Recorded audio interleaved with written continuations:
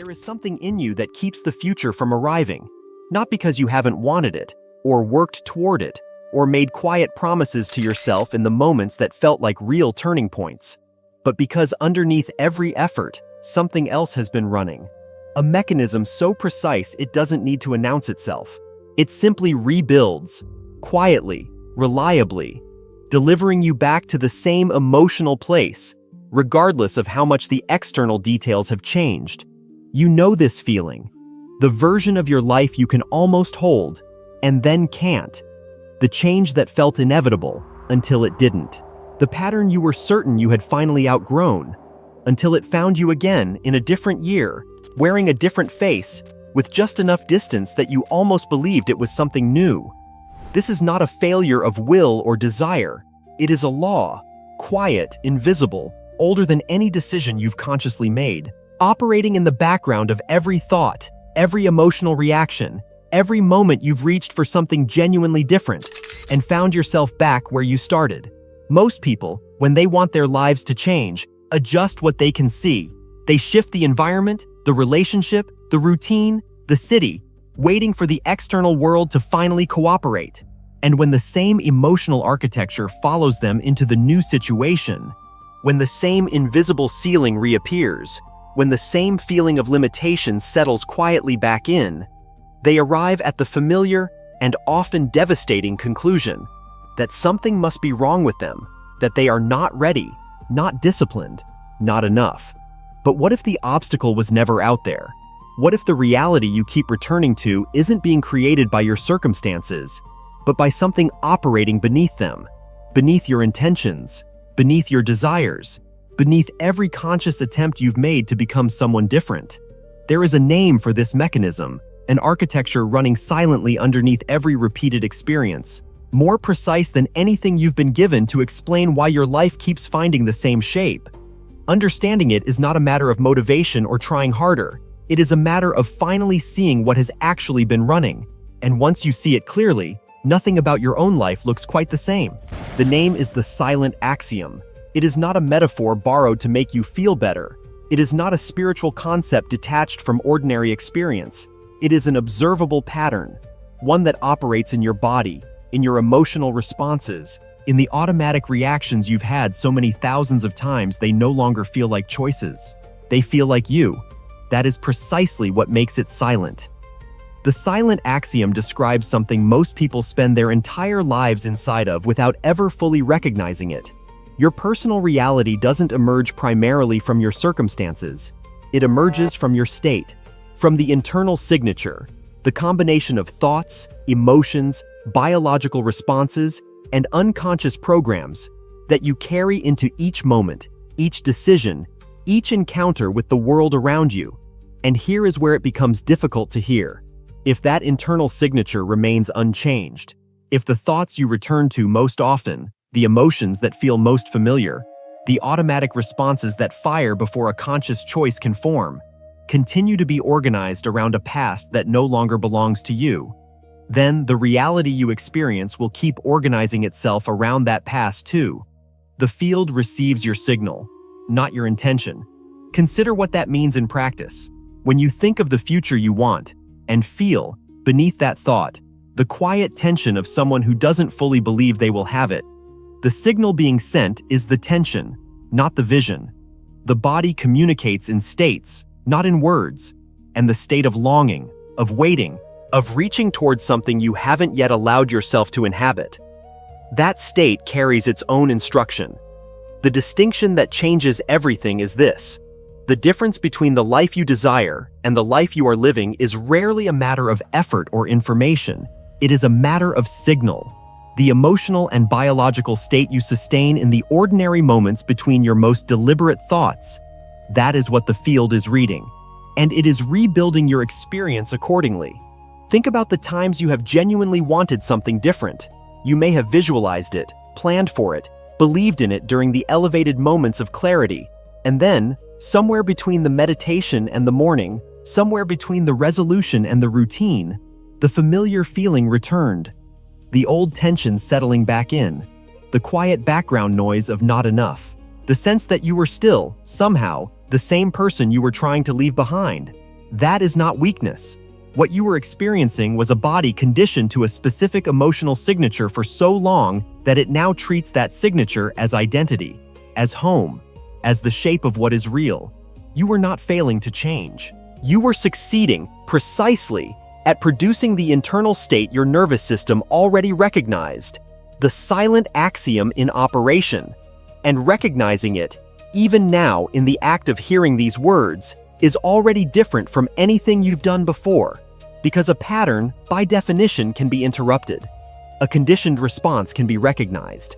An emotional program installed before you had the language to name it can, with awareness and deliberate practice, be met and gradually remade, not through force or positive thinking applied to the surface of your life, but through something more fundamental, learning to see the mechanism for what it actually is, and taking genuine responsibility, without self-blame, for the signal you are sending. There is a name for the process through which this becomes possible: quantum co-creation, not as a technique for attracting things passively or a system for outsourcing your transformation and waiting, but as the deliberate act of aligning who you are becoming on the inside, your state, your emotional signature, your identity, with the reality you want to inhabit. It is a different kind of work than most people expect when they first encounter this material. It asks more than effort directed outward. It requires a willingness to turn inward, toward the mechanism, and to understand, with honesty and without judgment, how the repetition was built, how it sustains itself, and how something genuinely new actually begins. That understanding, built layer by layer, is what the next part of this journey is for.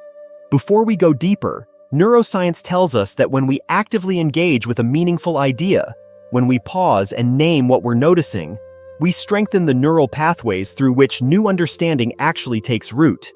If something in what you've heard so far has named a pattern you recognize in your own life, leave a like and share what you're beginning to see in the comments, not for the channel's numbers, but as a small, deliberate act of attention, the first signal of a different kind. We'll continue from here. Here is the part most conversations about change never quite reach. When the mind decides to transform, when a person makes a sincere, clear, motivated commitment to a different life, something often happens within hours, or days, or weeks.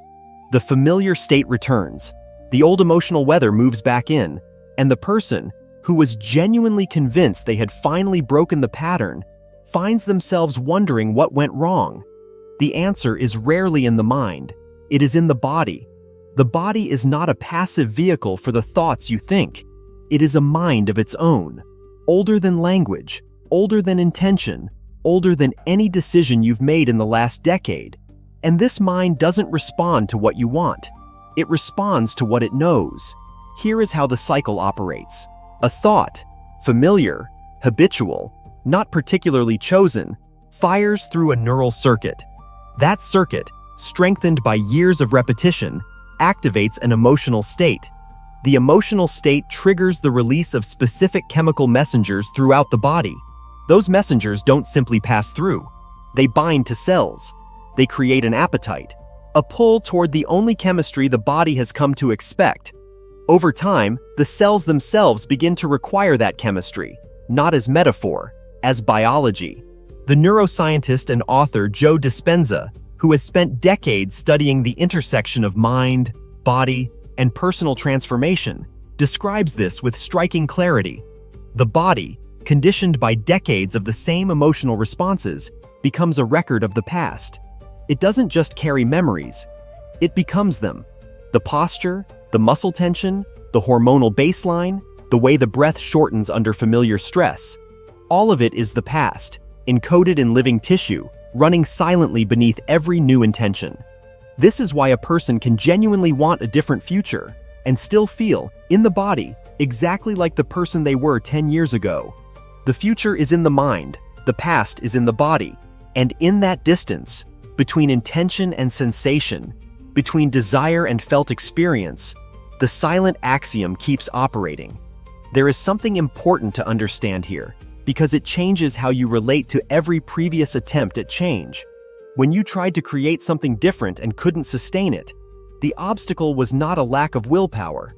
It was chemistry. The body, accustomed to a specific emotional signature, was doing exactly what it was built to do: maintain the known, return to the familiar, signal the nervous system that the old state is home. What feels like weakness is often precision. The body is very good at what it has been trained to do. The question is what it has been trained to do. Because what the research on neuroplasticity consistently demonstrates is this: the brain is not fixed. Neural circuits that are no longer activated begin to weaken. New pathways, reinforced by different thoughts, different emotions, different physical responses, practiced consistently over time, can form, strengthen, and eventually become the new default. The body that is a record of the past can become a map of the future, but only if the signal changes. And to change the signal, to interrupt the cycle where thought produces emotion and emotion sustains thought, you first need to understand the equation that has been running invisibly beneath it all. Because the repetition of your reality is not random. It is not bad luck. It is a formula, a precise one. And once you see how it works, once the equation becomes visible, you begin to realize that everything operating against you was also telling you exactly how change becomes possible. There is a formula that runs beneath every life. Most people live inside it for decades without ever seeing it. And the reason they don't see it isn't because it's hidden in any mystical sense. It's because the formula is so familiar, so completely woven into the texture of ordinary experience, that it feels like reality itself rather than a pattern produced by a specific set of internal conditions. The formula is this: your personality creates your personal reality. Those 7 words carry more weight than they first appear to. Personality, in this context, is not character or charm or the particular way you laugh. Personality is a cluster of habitual inner states, the thoughts you return to automatically, the emotional responses that have fired so many times they no longer require a trigger, the behaviors and reactions that have calcified into what feels like simply being you. Personality is the predictable signature of a mind and body that have been running the same program long enough that the program no longer announces itself as a program. And reality, the experience of your daily life, the quality of your relationships, the pattern of what opportunities appear and which ones don't, the emotional baseline you return to between events, emerges from that signature. Not from your circumstances, from the person you have been, internally, consistently, below the level of deliberate intention. This is the hidden equation, and its implications are both sobering and clarifying in a fundamental way. Sobering because it means the life you've been living is not simply happening to you. It's been produced by a version of you that you may not have consciously chosen. Clarifying because if a pattern was learned, it can be unlearned. If a signature was installed, it can be changed. The equation works in both directions. But here is the turn that most approaches to personal growth quietly avoid. In ordinary experience, the sequence runs in one direction. Something happens in the external world. You feel an emotion in response. You think about it. You act from that feeling. And the cycle repeats, with the external world confirming what you already felt, already expected, already knew at the level of the body. The hidden equation, applied consciously, reverses that sequence entirely. Instead of waiting for the world to produce an emotion, you cultivate the emotion first. You feel the future before it arrives. You condition the body to a state that corresponds to the reality you want to inhabit, not the reality you're currently observing. And from that state, perception shifts. Decisions change. Different signals go out. This is not positive thinking. Positive thinking adjusts the surface. What we're describing changes the substrate, the internal chemistry, the neural baseline, the emotional signature the body is broadcasting moment to moment into the field. The psychologist and neuroscientist Antonio Damasio has demonstrated, through decades of research, that emotion is not a reaction layered on top of rational thought. It is woven through cognition itself.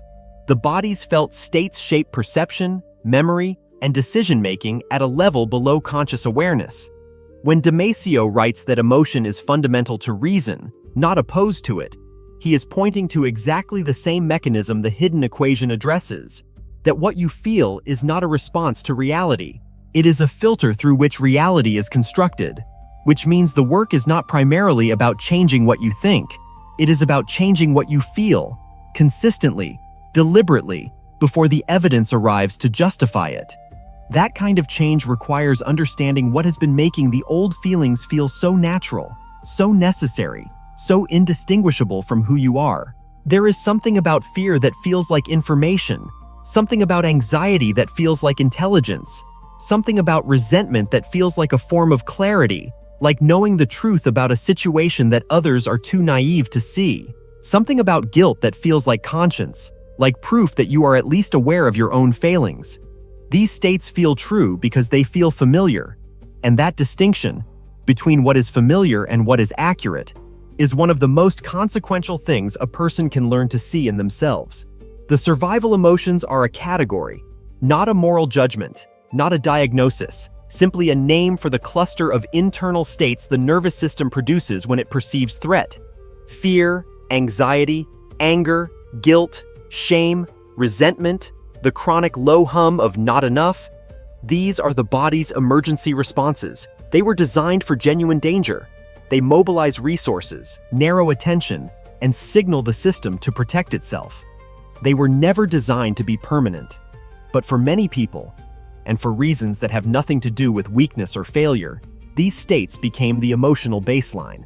Not because danger was always present, but because the nervous system, conditioned by years of returning to these states, began to treat them as normal, as home, as the emotional texture of simply being alive. And here is the part that requires real honesty to sit with. The body does not just experience these emotions. Over time, it becomes chemically dependent on them.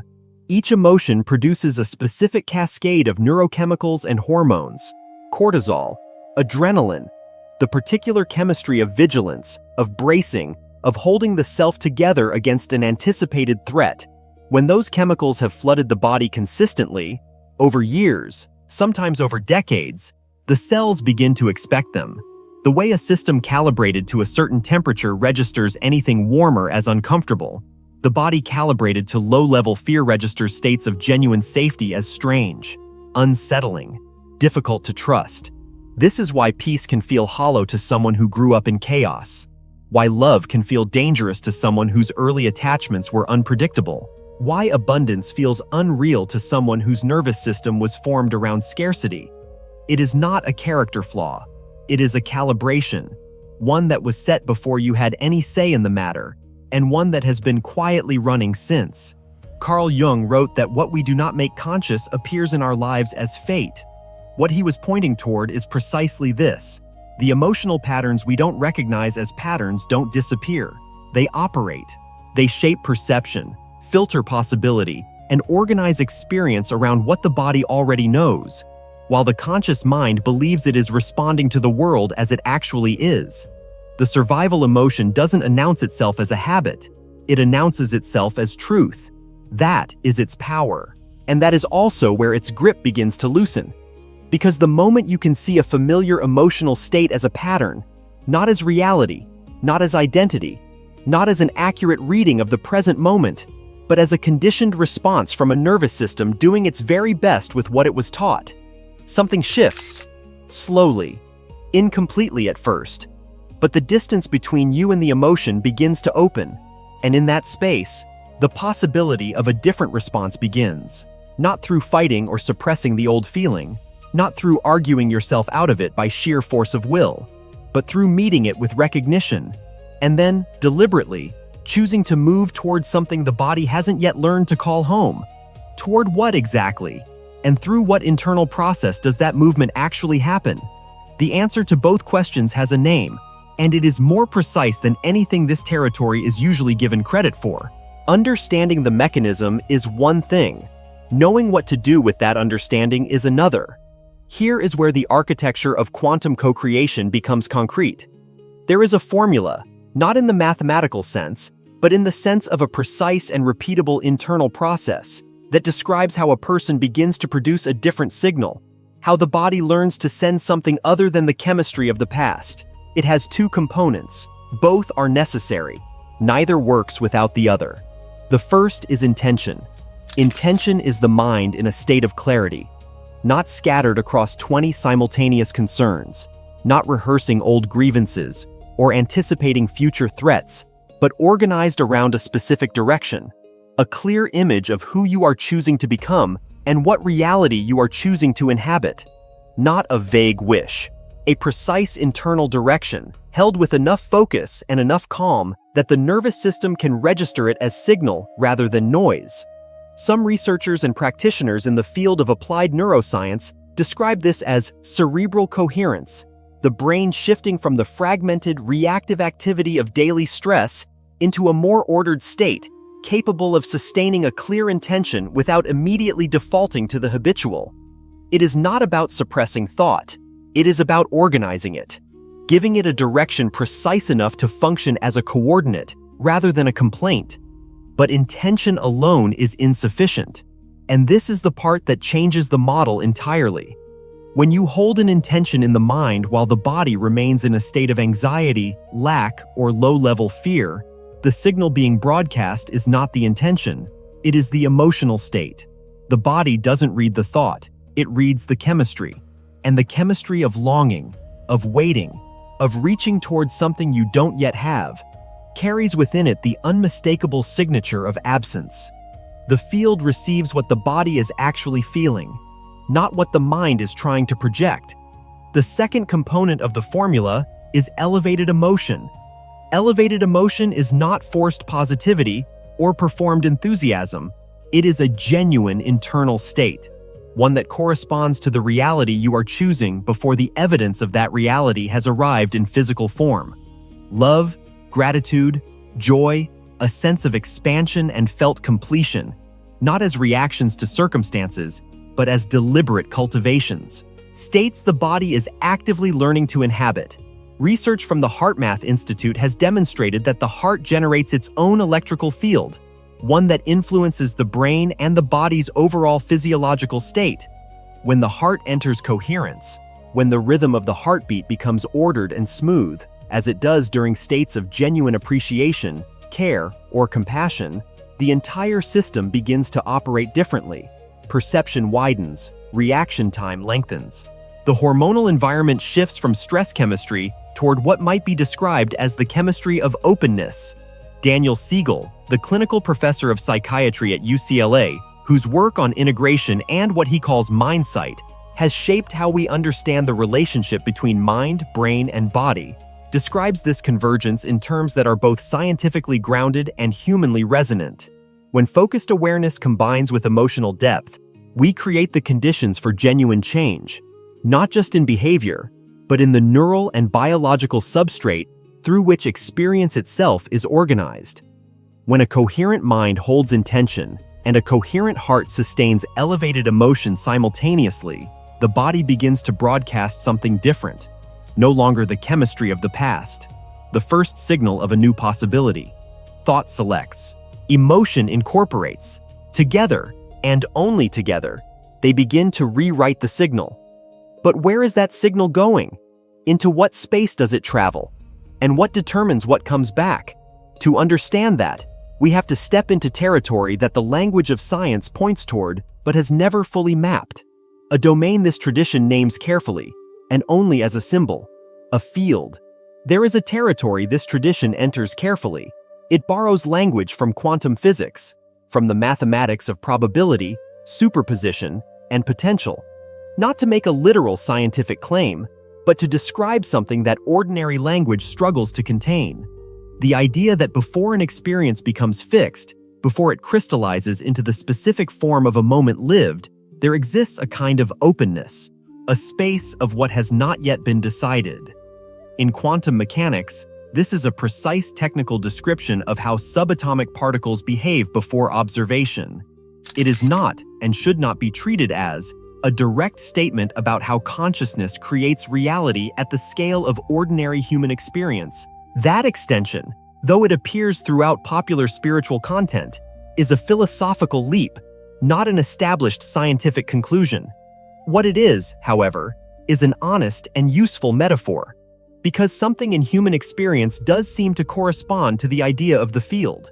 The moment before a habitual response takes over, a kind of openness exists. Brief, often unnoticed, but real. The person who has conditioned their nervous system to a state of fear and scarcity does not perceive the same possibilities as the person who has conditioned theirs to states of openness and expansion, even in identical external circumstances. The state filters what the world appears to offer. The field, as a symbol, describes this, a space of potential that becomes available differently depending on the internal state of the one inhabiting it. This is where a practice called divergent focus becomes important. In most moments of ordinary life, attention operates in convergent mode, directed outward, toward objects, problems, timelines, and the relentless narrative of the existing self. This mode of attention keeps the nervous system anchored to the material world and to the story of the person who already exists inside it.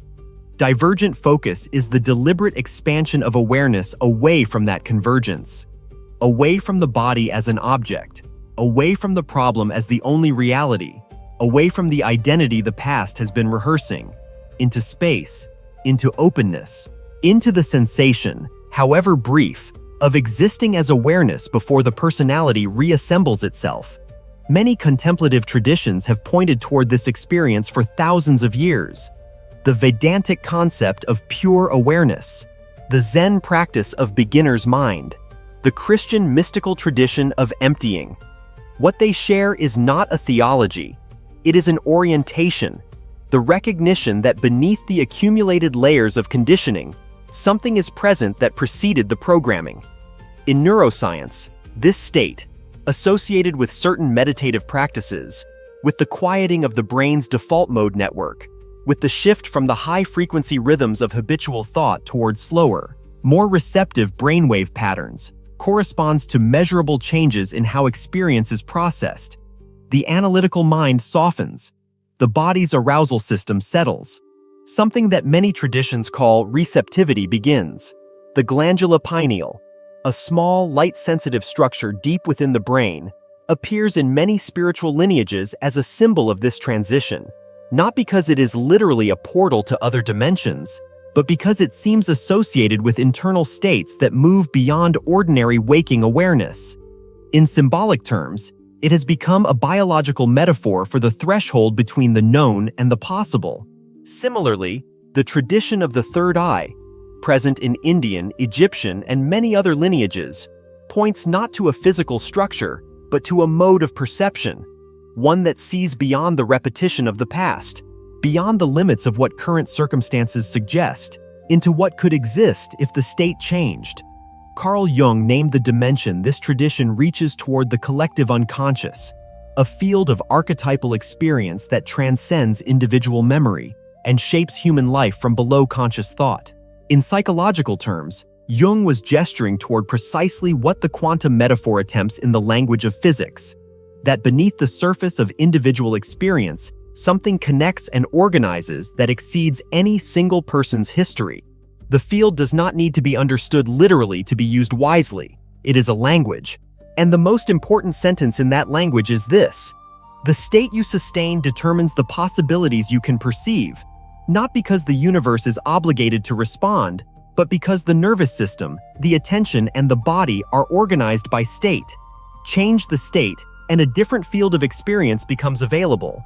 And the question the field immediately poses back is this: how does the body actually learn to sustain a state it has never inhabited before? How does a nervous system calibrated to the past begin to recognize a future as real, before that future has arrived? That answer lives not in the language of possibility, but in the language of practice. The brain cannot reliably distinguish a real experience from one that is vividly and emotionally rehearsed. This is not an inspirational claim. It is a finding from decades of neuroscience research on mental practice, neural plasticity, and the relationship between imagination and physiology.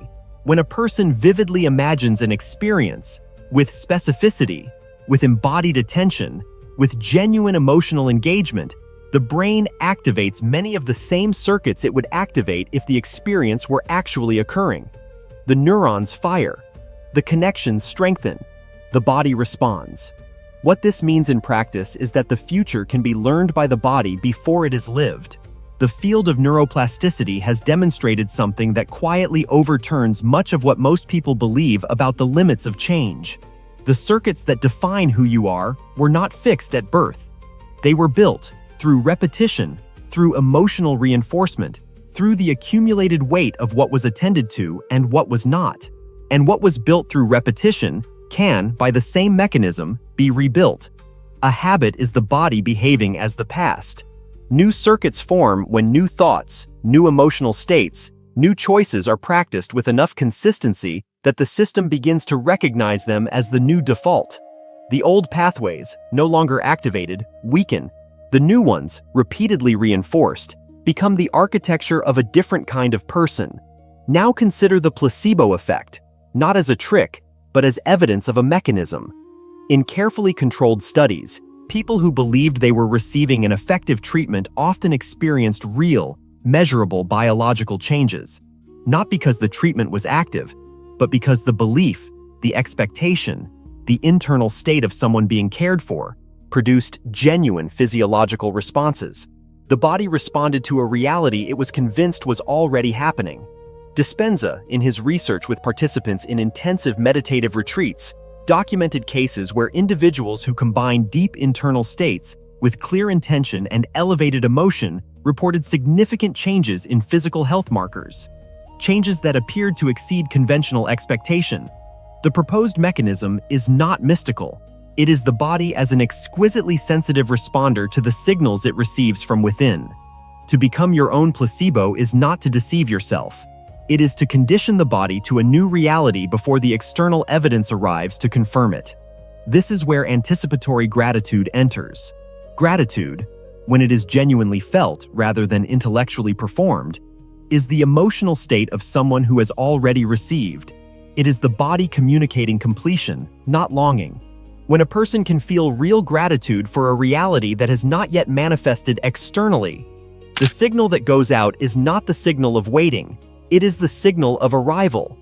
The body does not reliably distinguish between a deeply felt emotion generated by an external event and one cultivated from within with enough depth and consistency.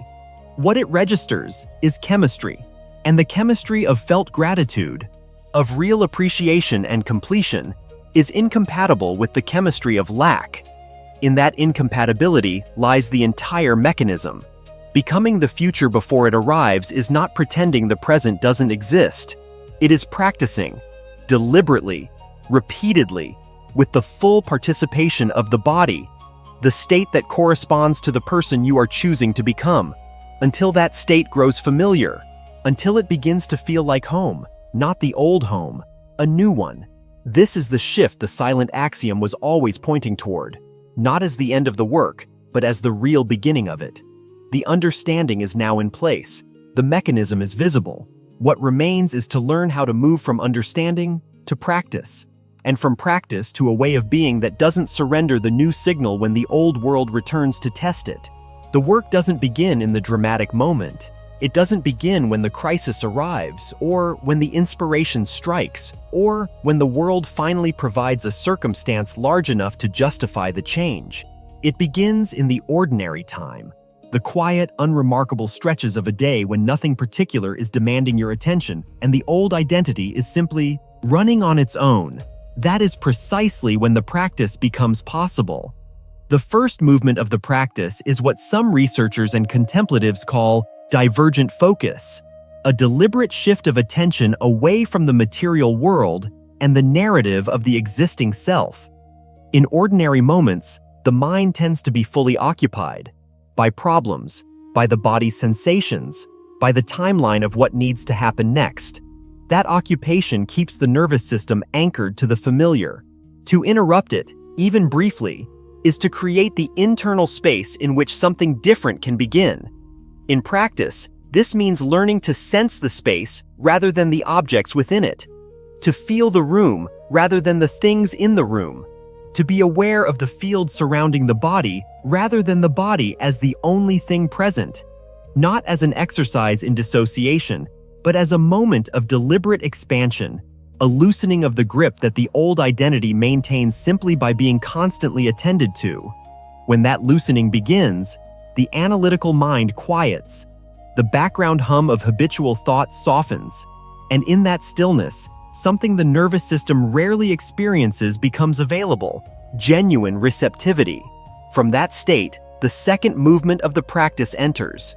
The attention shifts, gently, without force, to the area of the heart, not as a metaphor, as a literal redirection of awareness, breathing slowly, placing full attention on the center of the chest, and beginning to cultivate a genuine emotional state, called forward, not manufactured by the mind but genuinely felt, from whatever real memory or imagined future carries within it the quality of what the person is learning to inhabit. Gratitude for something that already exists, the texture of love towards something or someone real, a moment of joy recalled with full embodied attention. These are not manipulations of feeling, they are practices of it, the same way a musician practices scales not to manufacture sound in the moment, but to make the sound available when it matters. Daniel Siegel describes the state that becomes accessible through this kind of integration, when a focused mind and a feeling heart work together, as one in which the nervous system moves from reaction toward response, from the narrow channel of the habitual toward the wider field of what is actually possible in this moment. The practice asks one thing above all else, that the person show up to it consistently, not only when they feel ready, not only when the conditions are favorable, but especially when the old state is pulling hardest, because that is precisely the moment the practice is designed for. And within this practice lives something that requires its own understanding, something that looks at first like a paradox, but is actually the most precise instruction the entire mechanism offers. How to feel grateful before there is anything to be grateful for. Most people live inside a particular assumption about how emotion works. An event happens, something good, something hoped for, something finally arrived. And then, in response, the emotion comes. The gratitude, the joy, the sense of expansion.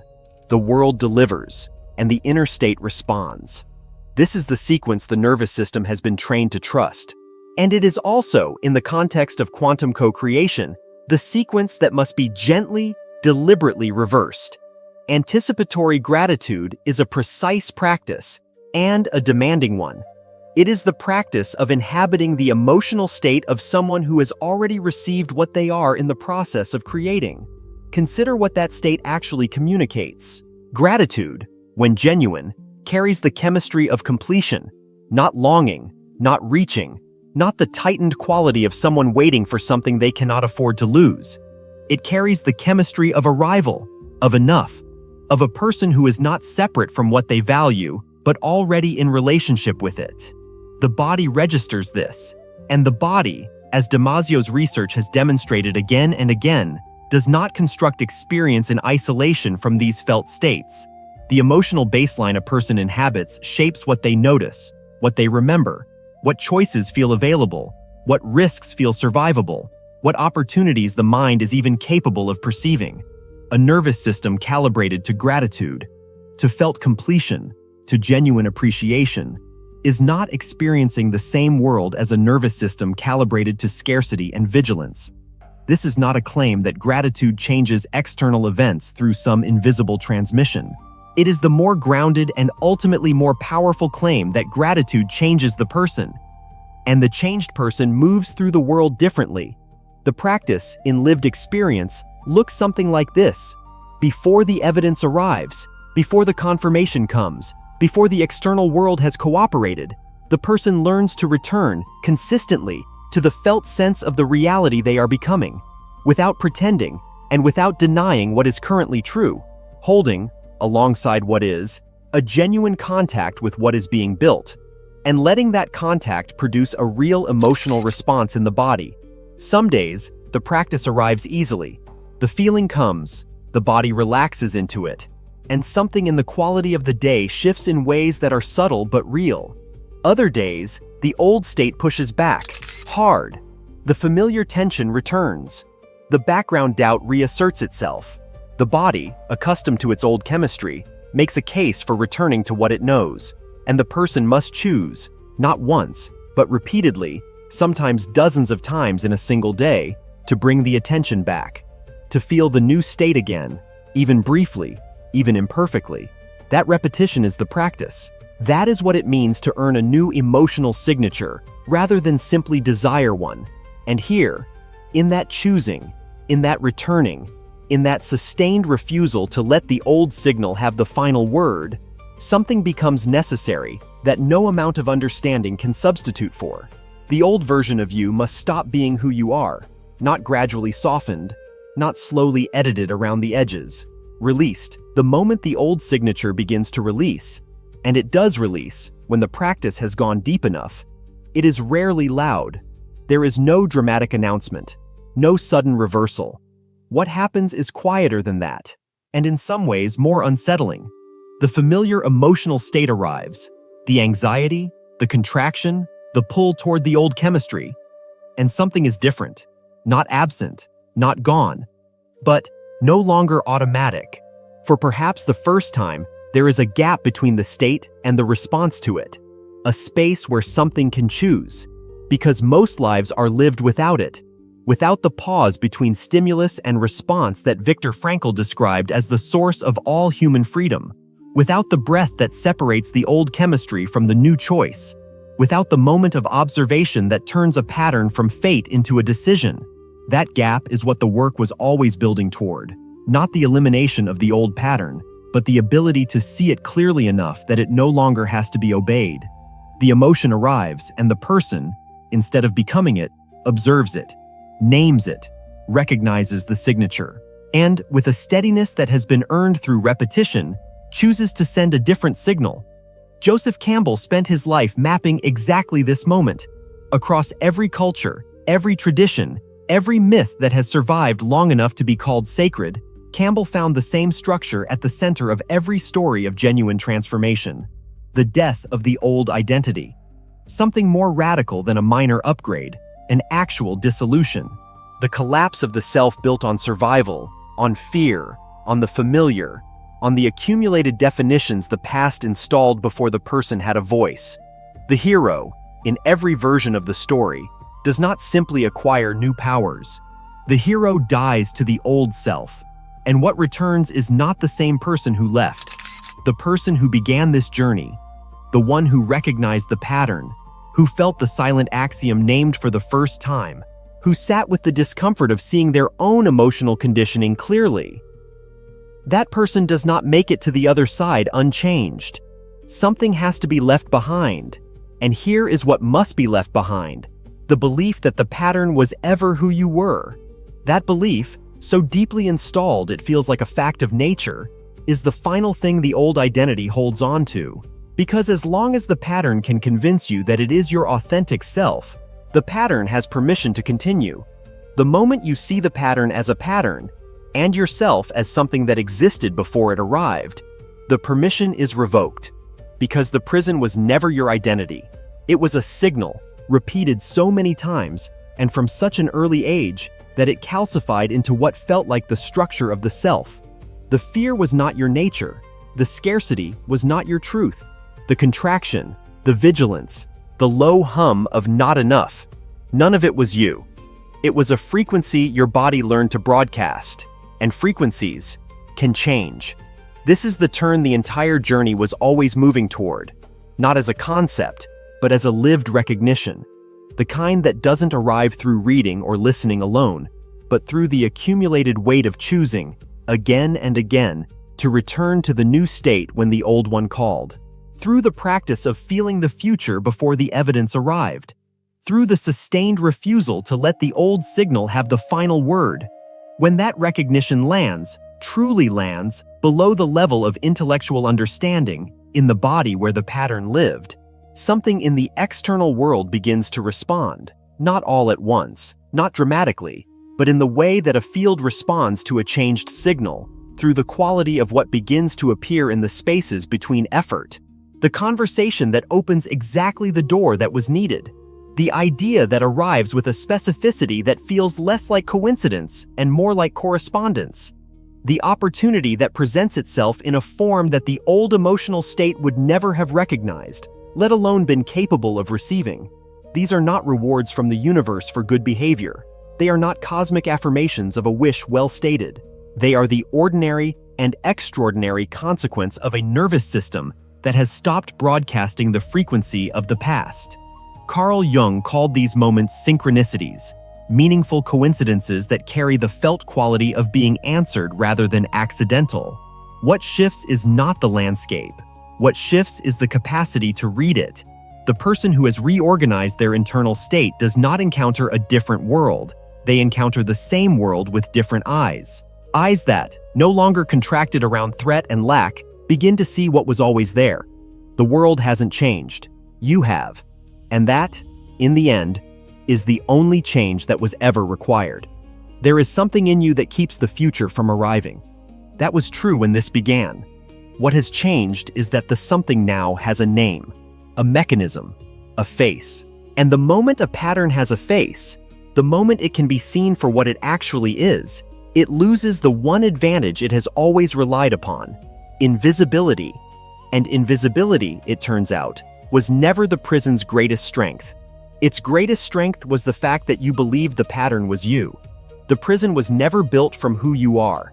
It was built from who you kept agreeing to be. The practice doesn't end. That is perhaps the most honest and least romantic thing that can be said about what has happened here. There is no arrival point where the work is finished, where the old identity has been permanently dissolved, where the field delivers its fruits without further tending. The practice continues, not because something has failed, but because a living system requires living attention. But something has fundamentally changed. The person who continues the practice now is not the same person who began it. The difference is not in the presence or absence of the old pattern. The pattern may still arrive.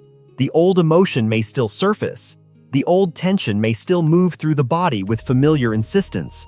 The survival chemistry may still make its case. The difference is that now, it can be seen. And that, quietly, irreversibly, changes everything.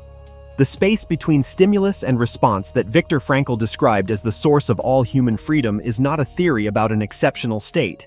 It is a description of what becomes available to any person who has done the work of making the invisible visible, who has sat with the mechanism long enough to recognize it, who has interrupted the automatic often enough that the gap between pattern and response becomes real, inhabitable, and genuinely their own.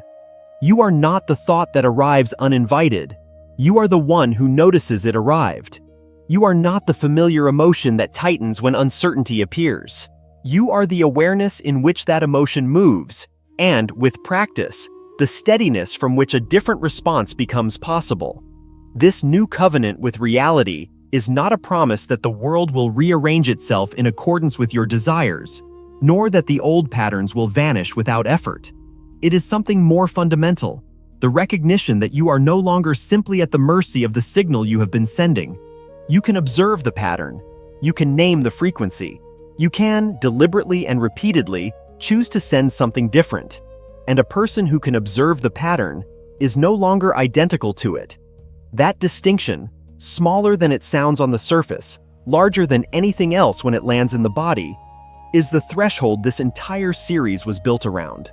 Not the end of a journey, the beginning of the real one, the mechanism that has been named throughout this journey, the one that operated for years below the threshold of awareness, rebuilding the familiar at every turn. It is still part of the system, still present in the body, still capable of reasserting its pull when the conditions are right. A pattern that has been recognized cannot operate from invisibility. It can still make its case, but the invisibility was always its only real authority. The moment the mechanism is visible, the person becomes something the mechanism was never built to accommodate: a witness. An act of freedom is not about changing everything immediately, but about recognizing the mechanism that was once mistaken for one's very identity. That is not a small thing. In essence, an unconscious pattern loses its power when it is consciously recognized. When it loses the advantage of acting unnoticed, it ceases to control us from the shadows. It is that spark of clarity that breaks the autopilot.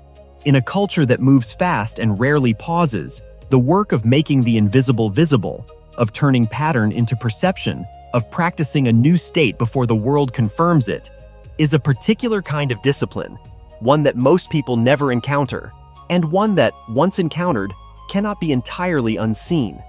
If this episode has named something real for you, If somewhere in this conversation a mechanism became visible that had been running below awareness, leave a like and share in the comments what you're beginning to see. Once you see it clearly, nothing about your own life looks quite the same. Nothing looks quite the same, because you are no longer the same person,